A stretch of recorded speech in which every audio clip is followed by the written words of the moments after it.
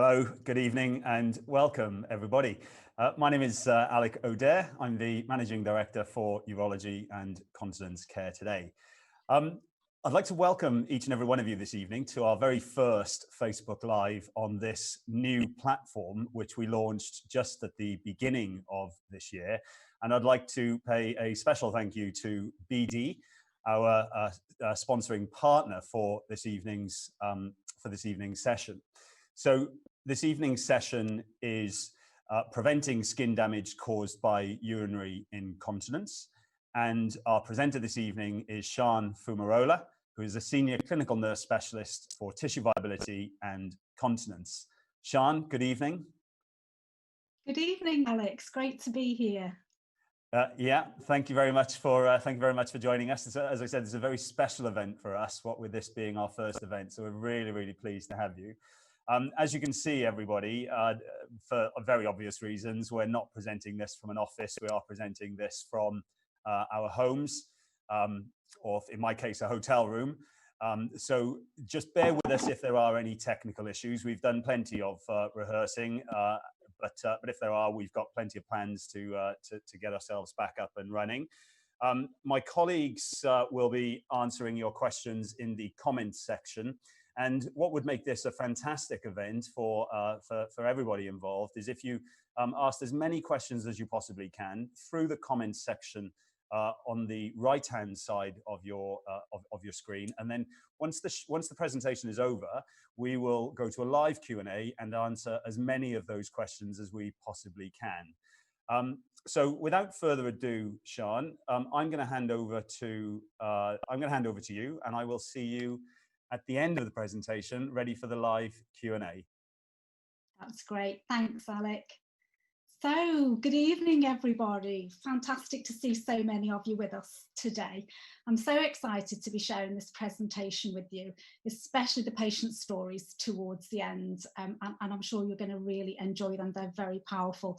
So let's get started, and let's hope the Wi-Fi stays with us. It's been wavering a bit before we came on air, so hope everything works well, fingers crossed. So these are the topics that we're going to be talking about this evening. So we're going to be looking at what exactly is continence-associated skin damage. I'm going to call that IAD because it's a bit of a mouthful. And who might we expect to suffer from this problem? We're going to look at what are the causes, causative factors, and how do they impact on the structure of the skin. So we're going to look at the surface of the skin. We'll look at the strategies to help prevent continence-associated dermatitis also, and we'll look at kind of appropriate cleansing and management regimes. And I'm sure some of you might be familiar with some of these regimes, but we'll look at them in perhaps a little bit more detail than we would normally. We're going to briefly review the main continence management options for patients, and we're going to look at some innovative approaches as well, which is going to be really interesting. And then, as I said, we're going to share a very powerful patient story about PureWick, the female external catheter. So you're going to find that really interesting. So let's get started with a question about IAD. So skin damage, who's affected? So what is IAD? It's a type of irritant contact dermatitis or inflammation of the skin found in patients with fecal and urine incontinence. You might also know this as perineal dermatitis, or you might call it nappy rash or moisture lesions. It represents an element of moisture-associated dermatitis. We might also include in there peri-wound, peristomal, or intertrigo, that irritation that we get in skin folds. It's become a reportable patient harm following the launch of the 2018 NHS improvement document called Pressure Ulcers Revised Definitions and Measurements Framework.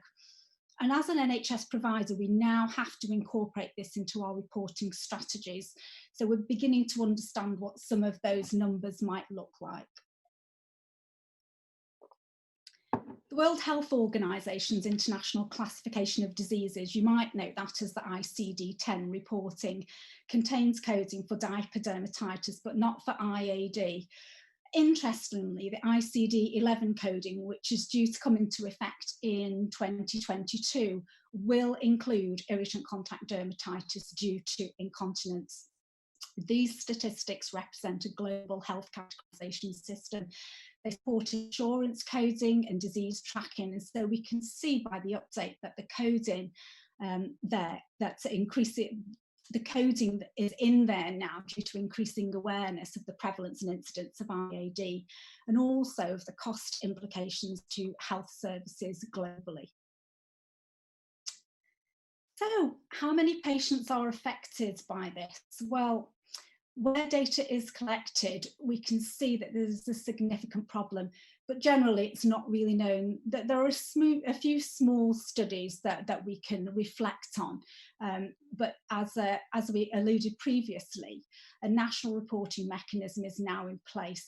However, what we found is that it's really difficult to recognise and distinguish IAD from pressure ulceration. I'm required to validate all reported hospital-acquired pressure ulcers, and there remains a lot of confusion between category 2 pressure ulcers and IAD in many cases, so we have a lot of misinterpretation in the data there.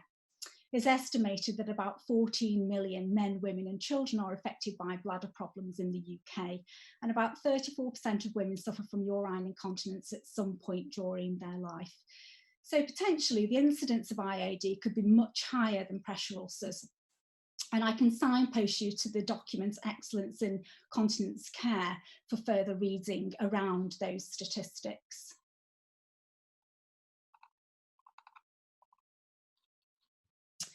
So we know something about the number of patients suffering from continence challenges, but what are the other factors that might contribute to IAD? Well, the type of incontinence, of course, is really important. So is the patient suffering from urine incontinence or fecal incontinence, or perhaps a mixture of the two? The frequency of the incontinence episodes is, of course, really important as well. The use of occlusive products might predispose the patient, and some of those might be around the actual continence containment products that we use, pads and so on, and some of that might be around products that we use on the skin. Compromised mobility and independence is a key factor, and also diminished cognitive awareness. Pain as well may impact on self-care and mobility. Pyrexia, of the patient's pyrexia, or that can increase insensible fluid loss. And poor nutrition, of course, that influences and impacts general skin health. And we might have, the patient might be on some kind of enteral feeding regime as well, and that can lead to loose stools, as we know, and that can cause us a lot of problems. Medication as well, so it can be influenced by antibiotics, steroids and chemotherapy, as can general skin health. Critical illness as well, so medication, nutrition again, and increasing age, but this isn't really an independent factor. Some of the most challenging patients that we have with IAD can be children or newborns or premature babies, where we have some quite significant problems sometimes.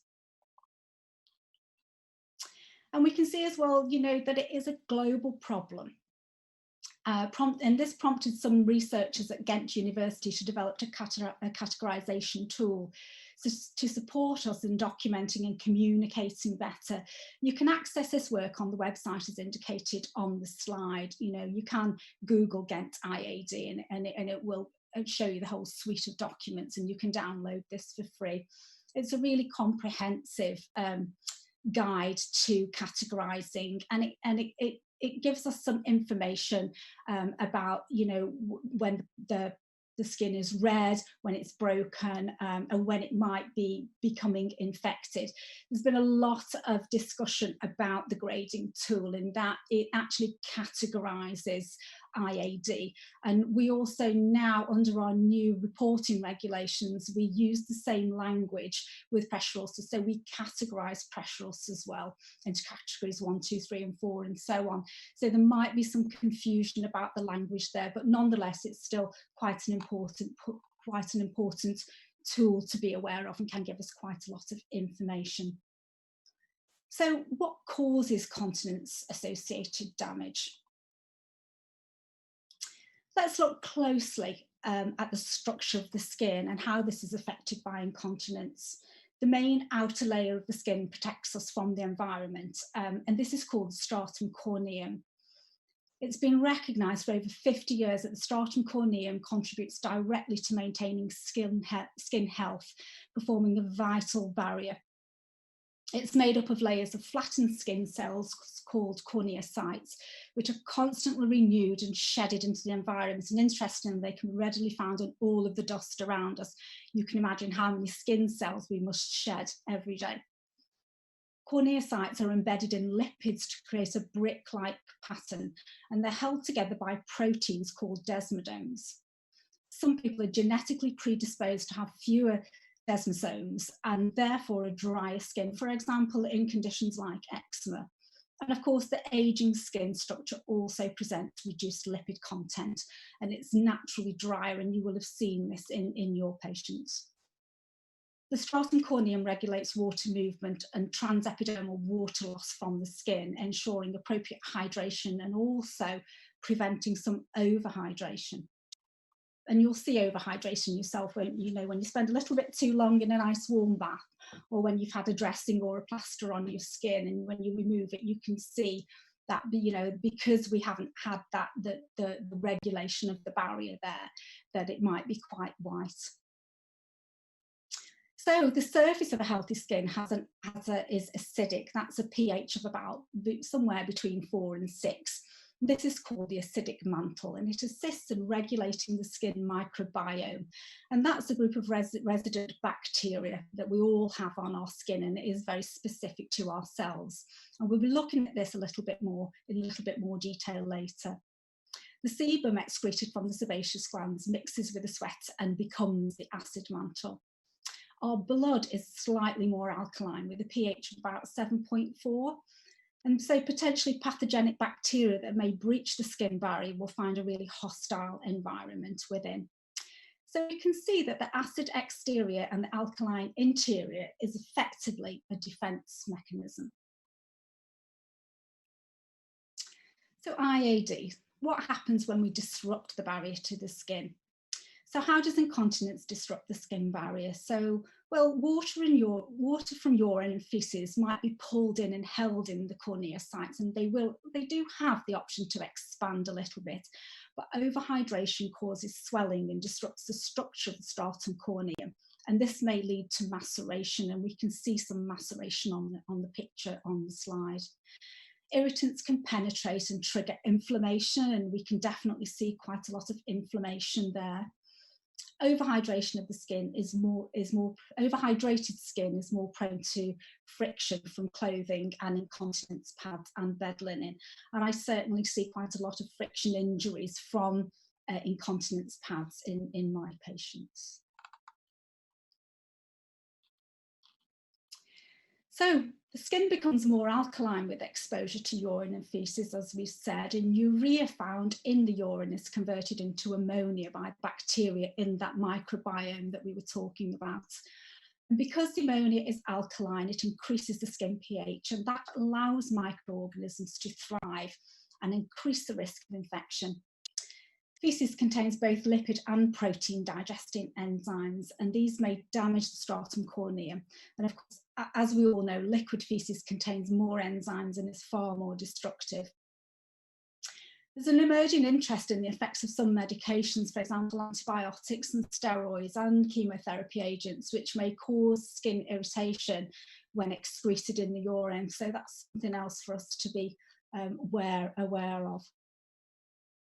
And we talked a little bit, didn't we, about pressure ulcers and IAD, and how it can be quite difficult to distinguish between the two and decide where, you know, IAD ends and a pressure ulcer actually starts. And of course, there are different etiologies here in the diagnosis of pressure ulcers or IAD, but they may coexist, and I'm sure you will have seen this. Many common risk factors are included here, for example, poor health and reduced mobility. And both pressure ulcers and IAD are a consequence of an underlying health issue. What we say really is that IAD develops from the top down, and we can see we've already looked at how that might happen, while pressure ulcers are believed to develop from the bottom up through sustained pressure and shear injuries to deeper tissues. But of course, we know that wet skin has a higher coefficient of friction and reduced tissue tolerance to pressure and shear. We found that in a high number of patients who develop severe IAD, they often go on to develop pressure ulcers. We're not really sure about the numbers there, but certainly in our organisation, we're beginning to connect these things together, and we're starting to monitor how many of our patients who have IAD go on to develop pressure ulcers in the same area.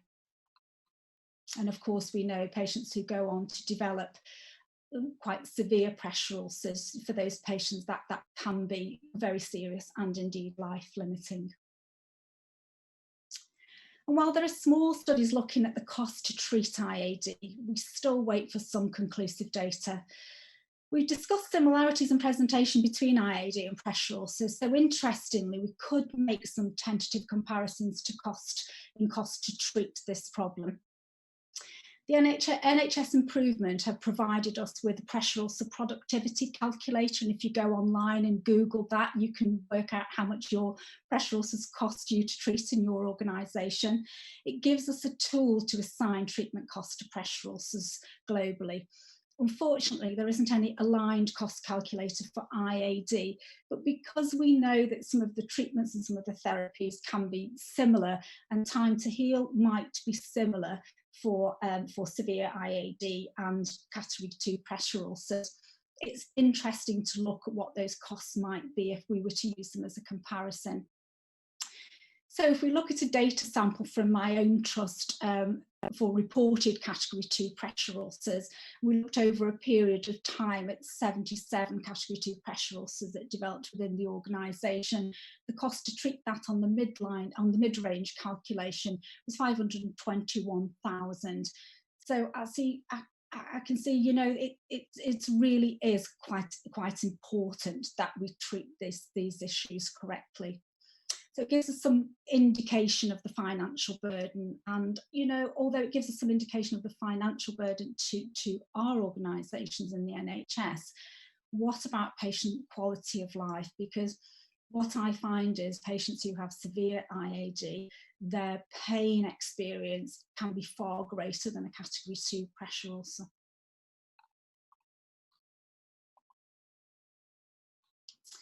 So moving on to prevention of incontinence-associated dermatitis. So what are the principal things that we should be aware of in our prevention and management strategies? During general cleansing, the stratum corneum is exposed to a high concentration of surfactants. Surfactants reduce the surface tension and allow the ease of removal of debris from the skin. And there are several categories of surfactants. Harsh surfactants, and we call those anionic surfactants, can cause swelling of the stratum corneum due to their alkaline pH. These include things like sodium lauryl sulfate and similar, and you might be familiar with those because they're included in products such as aqueous cream. The resulting evaporation of excess water from the swelling skin gives rise to an afterwash tightness in the skin, and you might have experienced this yourself if you washed face with soap and water. It does feel quite tight after.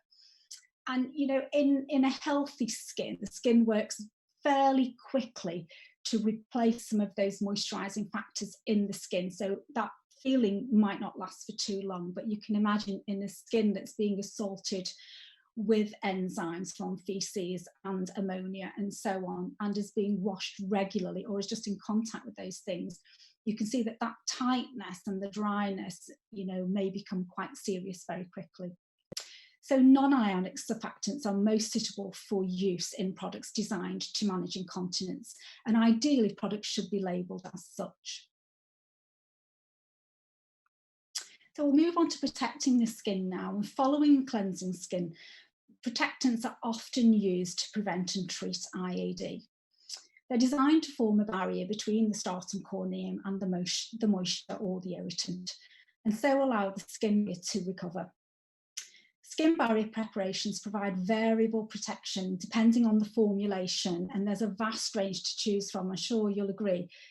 it's really quite confusing. It can be very confusing, so we'll just have a little look at what some of those protectants might look like, some of the things that you might find in your clinical room, or indeed in your home.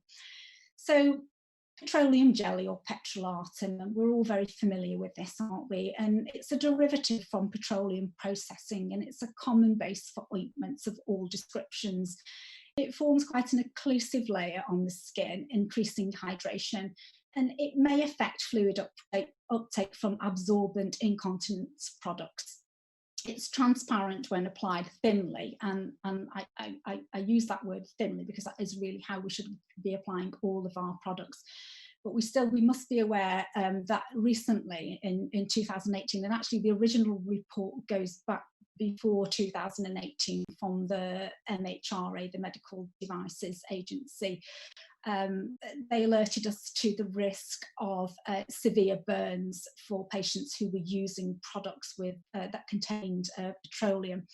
It actually acts as an accelerator to any flames, and there have been some quite serious incidents related to this. So it's important that you're aware of that, and also that patients who are using these types of products extensively are also aware of the risks. Zinc oxide, we will have all used zinc oxide based preparations. It's a white powder mixed with a carrier to form an opaque cream or an ointment or a paste. It can be it's quite a historic product, isn't it? It's something that we've all used. It can be very difficult and uncomfortable to remove. It tends to apply as quite a thick viscous paste. It's quite opaque. So it needs to be removed really quite regularly during cleansing, because we do have to inspect the skin beneath. We have to inspect the skin both for IAD and for signs of pressure injuries. So that can be quite a problem, and I tend to see this applied quite thickly, and it can become quite irritant in skin folds. Dimethicone is a silicone-based product, also known as siloxane. There's quite a wide variation of formulations for dimethicone. It's non-occlusive. It doesn't really affect absorbency when using paper incontinence products. When used sparingly, and again I'm using that word sparingly, it is quite opaque, but it becomes transparent after application if we apply it appropriately. By far the most I think the most used, I'm going to say used because this is it's a kind of high growth area in skin protectants, are the acrylate polymers. And these are polymers that form a transparent film on the skin, so you'll know them as barrier films. And they're available in a wide variety of preparations and sprays, and in wipes, and also in what we call them lollipops, don't they? But they are foam applicators. And some of them are sterile, specifically to be used around IV access points, and there is quite a growth in use in that way around wounds, around the peri-wound skin and peristomally, and also, as I said, around IV access points. We must remember, though, that these products are flammable and they must be stored appropriately.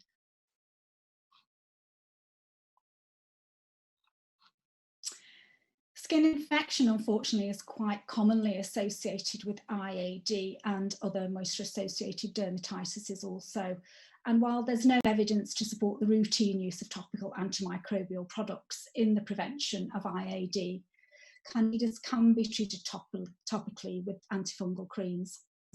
Where intense and more prolonged itching and inflammation is present, the use of topical corticosteroids incorporating an antifungal might be helpful for some patients for a very short period of time. And of course, that would be following a full risk assessment and is a prescription product.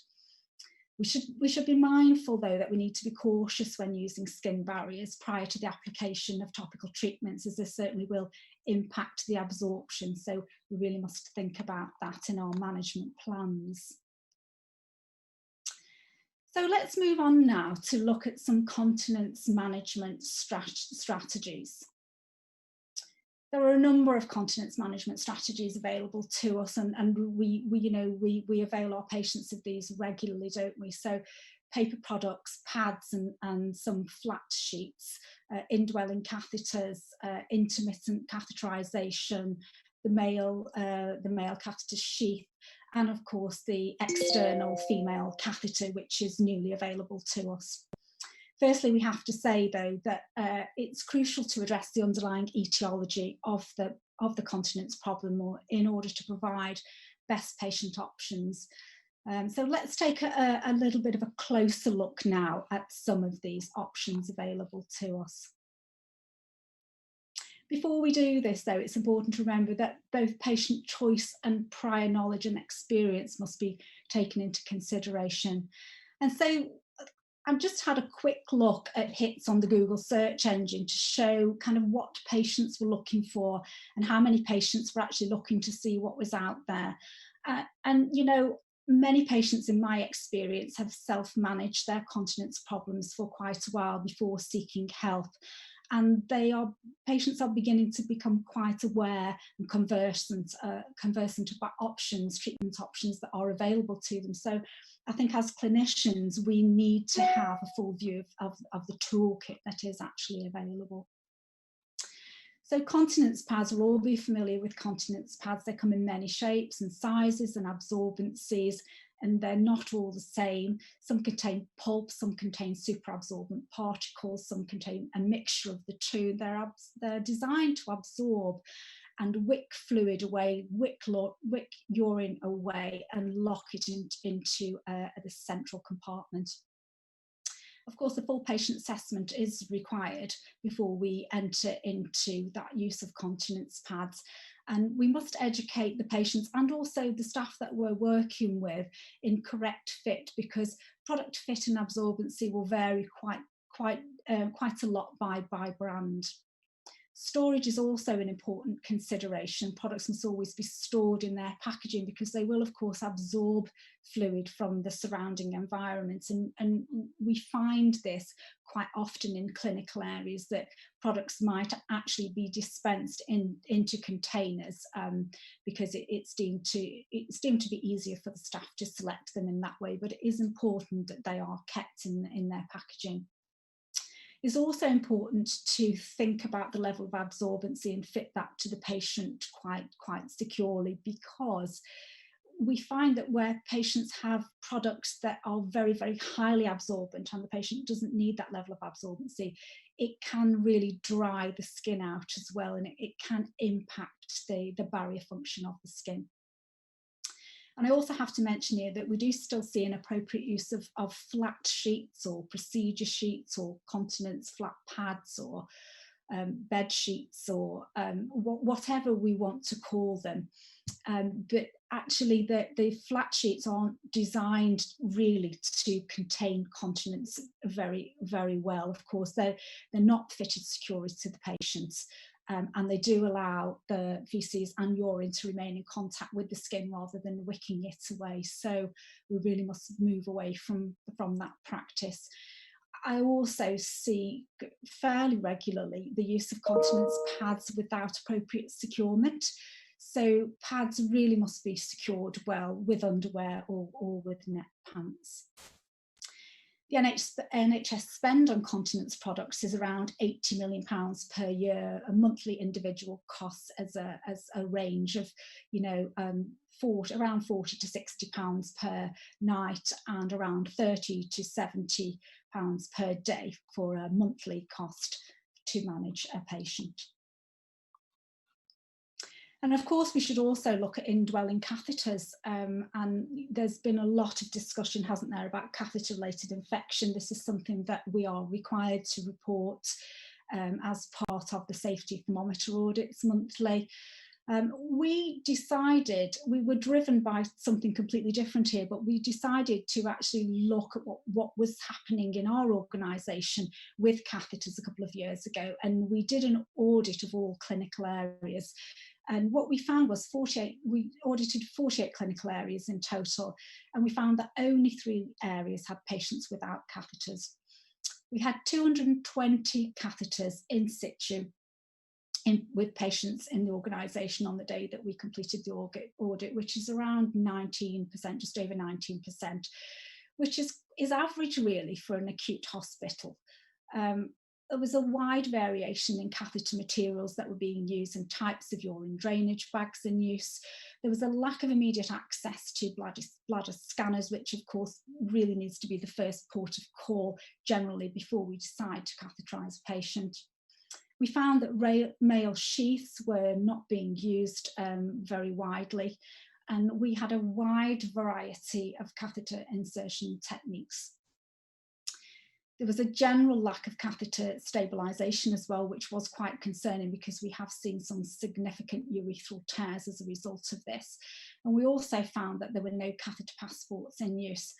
I'm really pleased to be able to say that we have been able to address these issues now. But as part of that journey, we work quite collaboratively with our community teams as well, and we've been able to share lots of documentation, but it's really made us focus on really appropriate use of catheters, appropriate insertion techniques, and also considering a wider variety of products you know, in the management of continence, and not always necessarily going straight for the use of an indwelling catheter. And one of the things that really surprised me when we were talking to our community colleagues was that they didn't really know how many patients in their area were actually being managed with indwelling catheters. So I think that there's quite a big piece of work for us to do there around the use of catheters. Of course, we have urinary sheaths available to the men that can help to avoid the need to use pads and can support patient dignity also. They may be used instead of an indwelling catheter, and so they can reduce the risk of catheter-related infection. And it can be a real asset to the toolkit of options for patients, certainly for our men. Interestingly though, we've got limited options available for women. The average hospital inpatient population comprises of over 50% ladies, and the ladies are 61% more likely to receive an indwelling catheter. Could this be because we have fewer options available for the girls? Yeah, I think it's something that we really do need to think about. So let's look at a new standard of care for women. So just going to show you this. So when I saw this, when I saw the PureWick, this is the female external catheter, I was probably doing what you're doing right now. I was raising an eyebrow or two, and I was wondering, oh, my goodness me, how does that work? Where does it go? How could that possibly manage continence over a period of time? How would it be received by my colleagues in clinical practice? Goodness me, what would patients think about this? And so I went along with some colleagues from my organisation and from some other organisations in the UK. And my colleagues were from infection prevention, they were from critical care, they were from the quality teams and continence teams. And we went along to a hospital to actually see where this was being used, where it had been embedded into practice, and actually to talk to the clinicians and to also talk to the patients. And for me, as a tissue viability nurse, I was really interested to see what their perspective was about tissue integrity and whether this would create any issues around device-related pressure ulcers, because obviously that was quite a concern to me. And I just wanted to really identify, you know, what the features and benefits of this were. So, and I wanted to know kind of how do we position this, what kind of suction do we use, and all the nitty-gritty of it. So I'm going to show you a video now, which is going to demonstrate for you how PureWick is positioned and how urine is collected.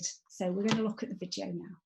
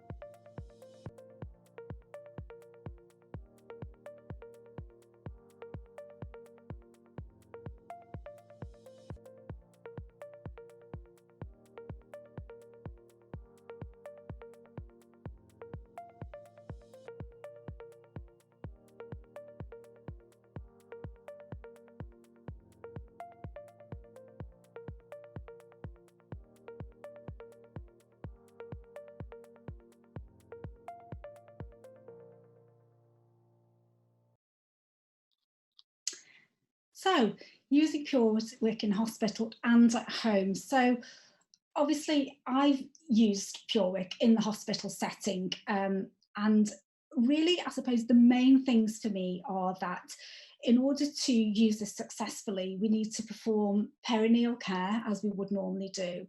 We need to separate the legs and the gluteus muscle and the labia.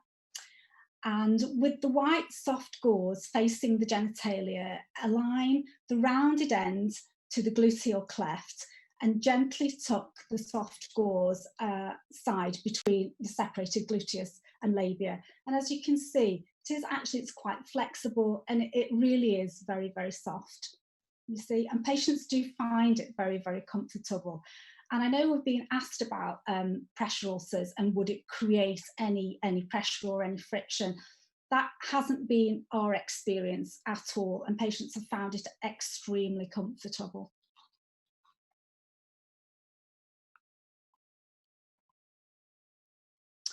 So I'd like to move on now to talk about actual patient experiences of using this, because I think this is really quite key. And I'd like to talk to you about Jacinth. I feel very privileged now to share Jacinth's story with you. Jacinth is a mum of 3 young children. She suffered sudden illness and a left-sided paralysis, and she was diagnosed first as having had a stroke, but later confirmed as having multiple sclerosis.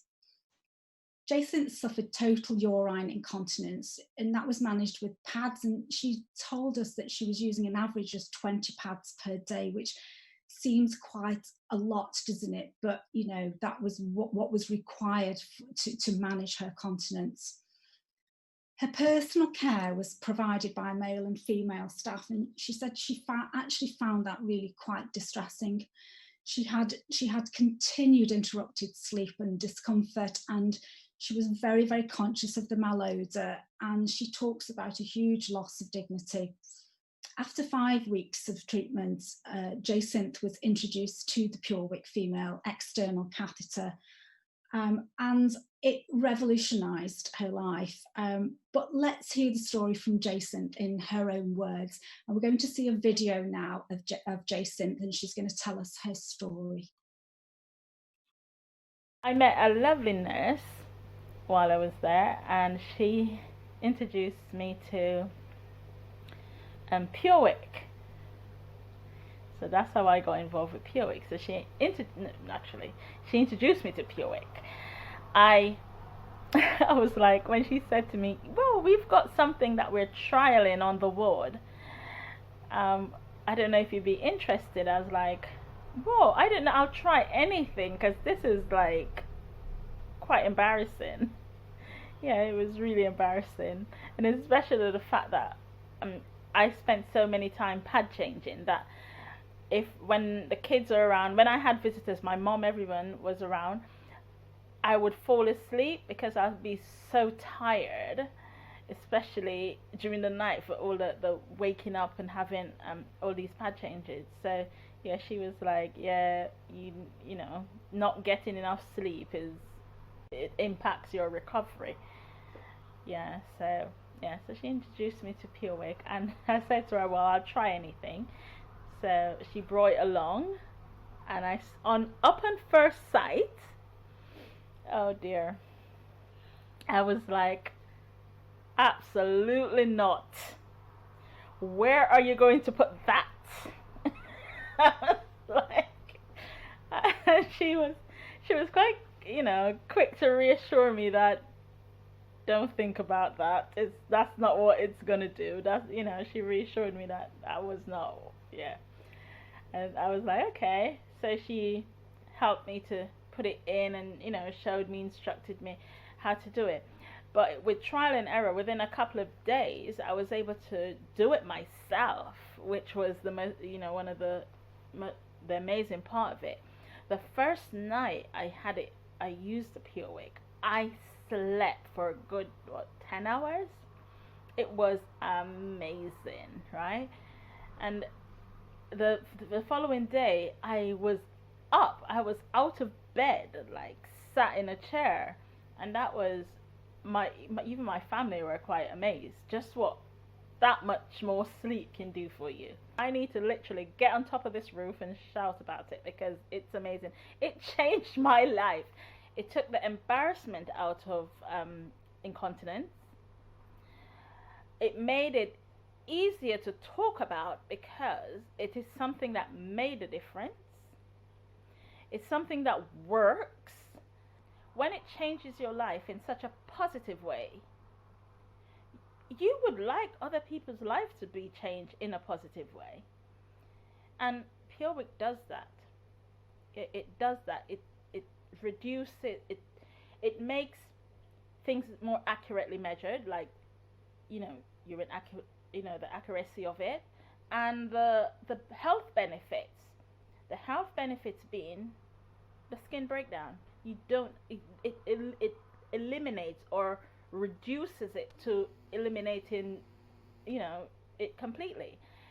So I think anyone who is either bedridden, have incontinence issues, it's something that should be, I believe, available widely to everybody who needs it. It's just that amazing. It really is. It really is just that amazing.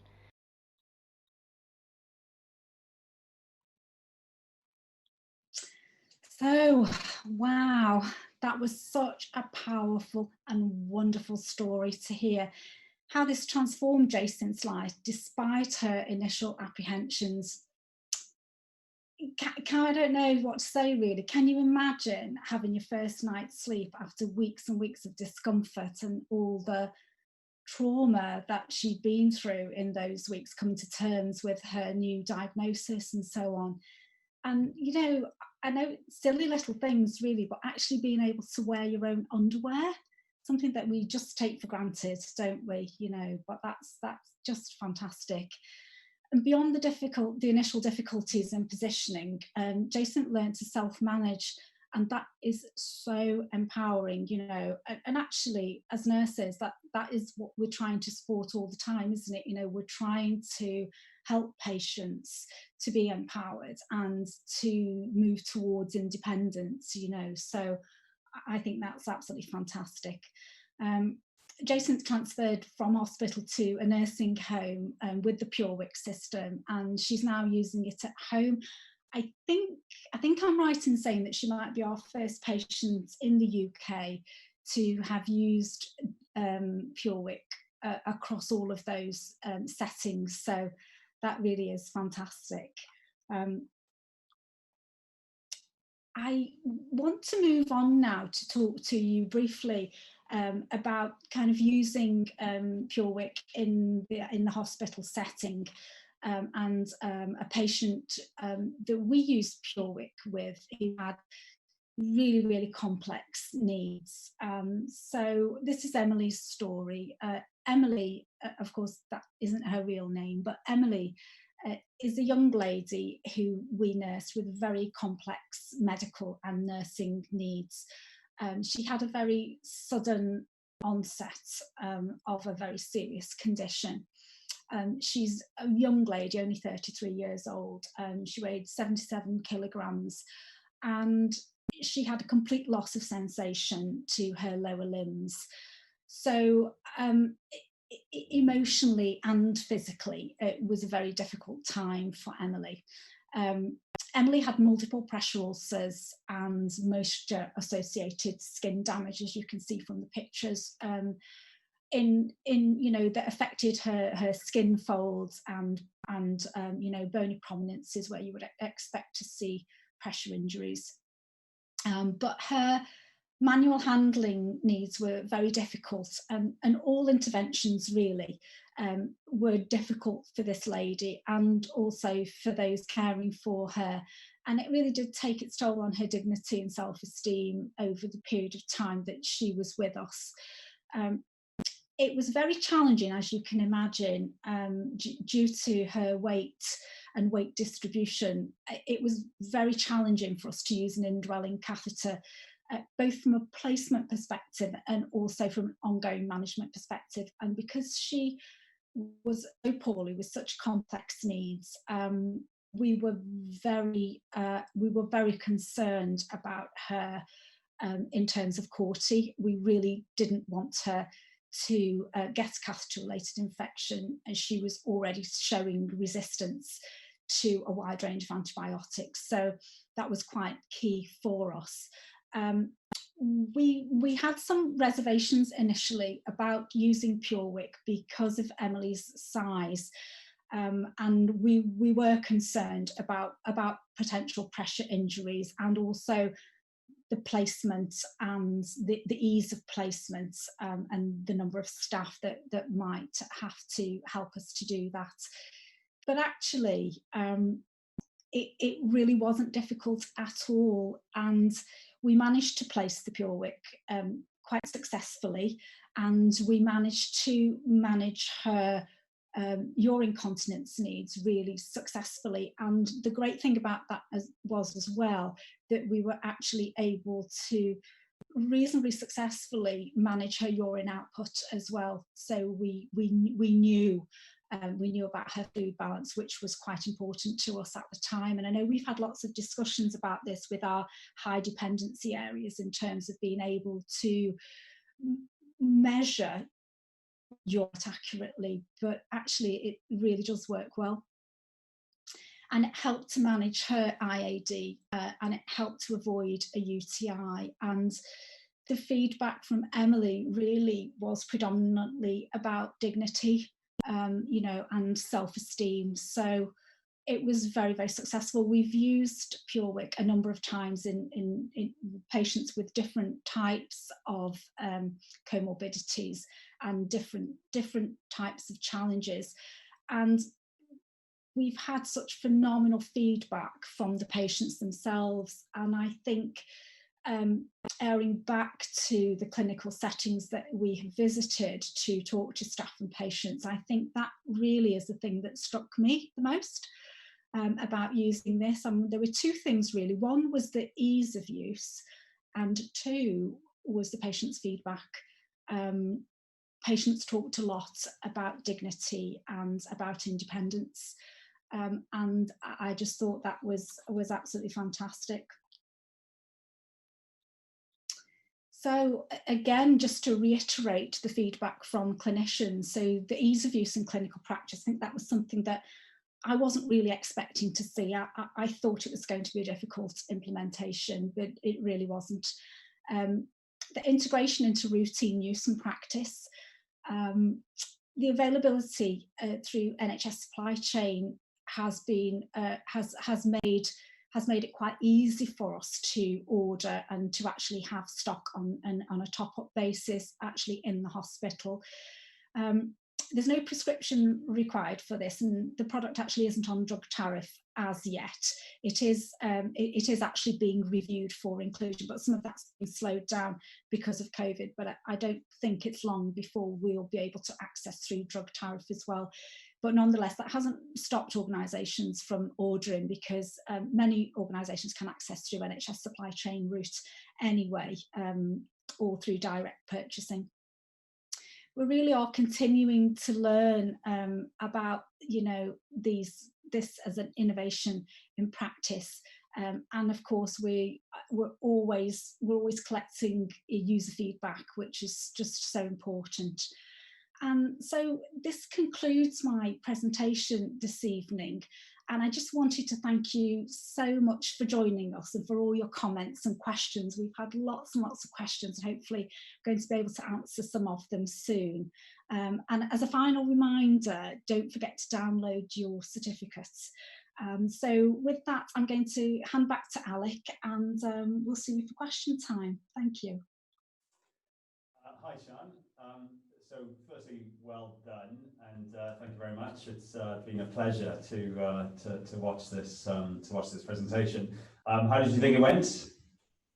Oh, that was great. Actually, no, it's just so lovely to be able to share some of this experience with clinicians who may not have considered this, and also to really look at continence dermatitis and some of the the simple processes. I think to understand some of the things that we're doing a little bit more clearly, because I don't think any of it is rocket science. It was a bit of a load. It was a bit of a loaded question, because we've had over 900 people watching the event this evening. Oh wow! Goodness me! Every one of you who has joined in, and I've been keeping an eye on the comments throughout the event, and there's certainly lots and lots and lots of comments. Thank you very much for joining us. The IAD versus pressure damage education void, actually, that we come across all the time is still there. It's still very clear that we all have more work to do. Clinicians have more work to do. Specialists have more work to do to educate people who are within their teams, and organisations like BD and ourselves as education providers could and should be doing as much as we can, just continually get as much education out there as we possibly can around this sort of IAD versus pressure damage debate. We were talking just before the event, weren't we, about the fact that sometimes there's not enough integration perhaps between services around sort of wound care, continence, urology. And that's actually why we decided as a business that we would set up urology and continence care today, is to try and really bring those two things together and just make sure that anybody that has an interest in those areas and knows about continence or knows about urology actually can get all that education in the same place. We've had loads of questions. I just want to say, just before just in case I forget or don't get time, I would like to just a personal thank you to Blair Chikuri from BD, who has obviously been working very hard, very early and very late most days, with yourself and with me to bring this content together. So thank you very much, Blair. It's been an absolute pleasure to work with you. And that said, if we move over onto the live Q&As, I'd like to try and get through as many of them as we possibly can. And there are, as you can imagine, with 900 people watching, 900 people plus, there's lots and lots of questions. I'll caveat that by saying there's no way that we're going to be able to get through every question this evening. So what we will do is we will take a look at all of the questions that have been sent through into the comments. And if we don't get through to your question this evening, what we will do is we'll come back to you directly at some point over the next couple of days. And also an edited version of this presentation, along with a link to download your certificate, will be available via our website. And on there, we will host a document as well, which has the questions and the replies in written form as well. So without further ado, if we can go over to question number 1, Sian. And question number 1 is from Andrea. And this is, talking about pressure ulcers and IAD, is it not highly likely that they occur together, or that pressure has a part to play? That's a really good question, and that has prompted so much debate. So yeah, so from what I see in clinical practice, and I'm beginning to see it more regularly now, and I think that's because we are required to report MASD, which is moisture associated dermatitis. I see a breakdown in the skin barrier, and once we've lost that skin barrier, I see an erosion, and then I see a breakdown in the skin integrity. And then that makes the patient very susceptible to further pressure damage. And we see this in patients who have quite severe underlying comorbidities anyway. So there are lots of other things that are coming to play there. So nutrition, mobility, drug therapy, all of those things, and they're all coming together to produce this kind of skin breakdown. And I think we are now, as NHS organisations, we are now beginning to monitor that transition from severe IAD to established pressure ulceration. And we've seen some quite serious pressure ulcers develop there, you know, and I don't think that we can align those to direct pressure on the skin all the time, because we know when patients come into acute organisations, you know, we know that they're on a safe surface. We know that they're probably on, you know, alternating pressure surfaces or low air loss surfaces. We know that we're offloading them. The patients where we see this, they are very seriously ill, you know, and they are receiving 24-hour care. So we know that it isn't just related to direct pressure, but I know there's an awful lot of work going on around this at the minute to give us some more clear direction. Yeah, thank you. I mean, I guess the just sort of following on from that for me, it's things like on the 19th of November, as you know, it's Stop the Pressure Day, Yes. and you know all of all of our wound care friends will be getting involved in that, but I don't really see a huge amount of sort of continence services being linked in. Just from my experience, I'm sure there are in pockets around the country. But you know, Stop the Pressure Day is you know, it's a global event, and really with IAD and pressure ulcers being so intrinsically linked a lot of the time, there's probably more that we could be doing, and that's maybe a conversation that we can take offline, because you're one of the few TVNs that I know of anyway that is both a continence, you know, that runs both a continence and a wound care service. So it's things like that, isn't it? It's about, like I said at the beginning, just joining up services. It absolutely is, and you'll find that the Stop the Pressure initiatives in November are being predominantly headed by the tissue viability services, both in hospitals and in community areas. And as you say, I operationalise. I'm not a continence specialist, and you'll see that in most acute organisations we don't have the luxury. I would love to have a continence specialist working alongside me. It would be fantastic, but the funding for that sits predominantly in community services. So I think most tissue viability nurses, whether or not it's sort of titled to them, most tissue viability nurses do pick up on continence, because we have to manage skin integrity. And in order to deliver our strategies and deliver all the education and training and so on about skin bundles and pressure ulcer prevention, a big component of that is skin integrity related to continence. So yeah, I'm going to try and press through a few more of these questions, because yeah, I'm always told that I have a tendency of just asking too many of my own questions. So I'm going to just fire through them. We've got a product-specific one here. If someone voids heavily, it says surely it leaks. Well, I guess the question is, does it leak? Specifically relating to PureWick. That's a great question. I know, and that's a question that lots of people ask. And I have to say, when we first used PureWick, I was kind of almost holding my breath, because I wasn't sure. I mean, and we demonstrated this sort of, you know, in the office, if you like, actually kind of, you know, and tipping a lot of fluid onto a PureWick and seeing kind of what happens. But obviously in practice, we were quite nervous about this, but you know, it works so well. It really does work well, and we haven't really had many problems at all, and the patients have been quite surprised by that as well.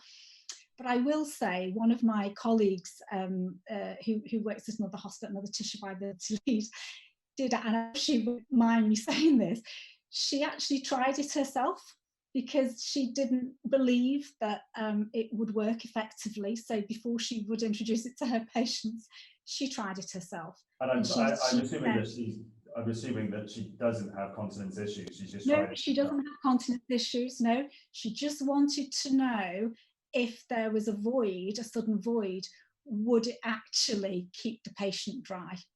And she said it was amazing. So, well, certainly one way to test it. Yeah, that was okay, great. so question number 3. This is from Nicole. Can the incontinence pad contribute more to IAD? So we have to be very careful about how we select continent pads for fit and also for absorbency, because and I talked a little bit about this in the presentation, if we select a continence pad that is, the absorbency is too much for the patient, it will withdraw fluid from the surface of the skin, so it can impact the skin barrier, so it might lead to IAD. Also, we have to be very mindful of the products that we're using alongside paper continence products, because that can impact the absorbency as well. And certainly some of our more oily things, so like the petroleum jelly and zinc-based ointments and creams, they can interfere with the absorbency. So yes, it can. And of course, there's a shear and friction coefficient as well when we use continence pads. So we have to be mindful of mobility, manual handling, and actually getting a really good fit of the pad for the patient. Excellent. So question number 4, would these external catheters be suitable for bed-bound patients only? Well, no, not at all. I mean, you could see from Jacint's story, Jacinth is, she's not confined to bed. She talked about actually being able to get up, more quickly, really. She'd more or less been confined to bed until she used the Pure Wick, and then she was able to get up. But no, they can, we can use them with patients who are wheelchair users or seated in a chair. I would be mindful of the types of cushions that we're using though, because of course we still have to think about pressure ulceration. So, but of course with those patients we would be encouraging regular mobility anyway. So no, we have used them with patients out of bed. Excellent. And we've got there's another question here. I'm not sure that you'll know the answers to this. Is it a noisy pump, and does it need a lot of suction? So suction is a question. So suction varies. So the IFU, so the instructions for use for Pure Wick, advise us to use suction at 40 millimeters mercury. Now I'm talking about hospital patients now, and we have to titrate that a little bit to suit the needs of the patient and also the organisation, because all of our suction apparatus is not the same in hospitals, and it can vary by floor as well. So, depending kind of which area you are clinically. So that's something that you have to kind of work out for yourself. It's not a massive variation, but there is some slight variation on the 40. Is it noisy? Not particularly, no, and of course it's not, it's not active constantly in terms of removing the urine. I have to say, I don't know about the community pump. I've actually got a community pump here. This is what they would use out in the community, so it's quite small, and the suction level on this pump is actually preset, so there's only one, but I don't know about the noise level from that. But I don't think Jacinth mentioned that in her video, did she? No, I don't think specifically. I think what I probably would say there is throughout the presentation we've been putting up some links and things, and I know that there are some that we've put up which are specifically to contact BD if you've got any product specific questions. So anything like that, feel free to direct them to BD directly. We'll make sure that the contact information is put back up on the screen. We're running over time a bit, but I think it was just good to just get a couple more questions in because of the amount of people that were and are still watching. There's one final question here. I think it's a good one to end on, and and that is from Janet. And would we be able to use this in a care home setting? Well, yes, and they are being used in care home settings now, and I think actually they're perfect for care homes because they're not difficult to use, and they will really support the ongoing rehabilitation and independence for the patients there. So absolutely, there's no reason why not. Fab. And just a question for me. I mean, in terms of, you talked earlier on about the cost of pads, sort of daytime and evening pads and things like that, which actually I was quite surprised at. I thought that was fairly expensive for pads. I thought the pads were a little bit cheaper than that. What sort of cost would you be looking at for this device? Well, I'm glad you've asked me that question. I almost alluded to that during the presentation, but I knew somebody would ask that because that's always one of the first questions I ask. They cost £6 each, and we'd probably be using 2 a day. So depending on the patient, some patients don't use them all the time. Some patients just use them during the day. They last for about 8 hours or slightly longer. But I think it's important not to look at this as a unit cost. This is actually part of a pathway for a patient, and from a value point of view, it can be extremely valuable in other ways. So, for instance, the patient wouldn't go on to develop a catheter-related infection, may not develop IAD, would certainly move on towards independence faster. So I think we need to look at it in that context. I think over the course of a quarter of the year, I think it would probably be about cost neutral to using pads, given the figures that we have from NHS England. So you end up with the benefits of obviously the comfort and the change times of pads and things like that. So it's just an easier, nicer experience for the patient potentially. Yeah, Sian, honestly, thank you very much. Like I said earlier, it's been an absolute joy to work with yourself and Blair and the rest of the team at BD. To everybody that is still with us, thank you very much for joining us. If you haven't already liked our Facebook page, please go and like our Facebook page. We've got more of these events coming on this site over the next couple of weeks. We'd really love to hear your comments, so please do let us know what you thought of this evening. If we didn't get around to answering your question, don't worry. We will come back to you. We will come back to everybody individually over the next few days. There should now be a link on the screen for where you can download your certificate, because this evening's session, now you've joined us, will count towards your CPD hours for revalidation. That's it. I'm going to leave you all, go and get a drink, maybe get some dinner. Sian, I'm sure that me and you are going to go and do the same, obviously separately. Thank you very much for joining us, everybody, and we look forward to welcoming you again to another event very soon. Good night. Good night.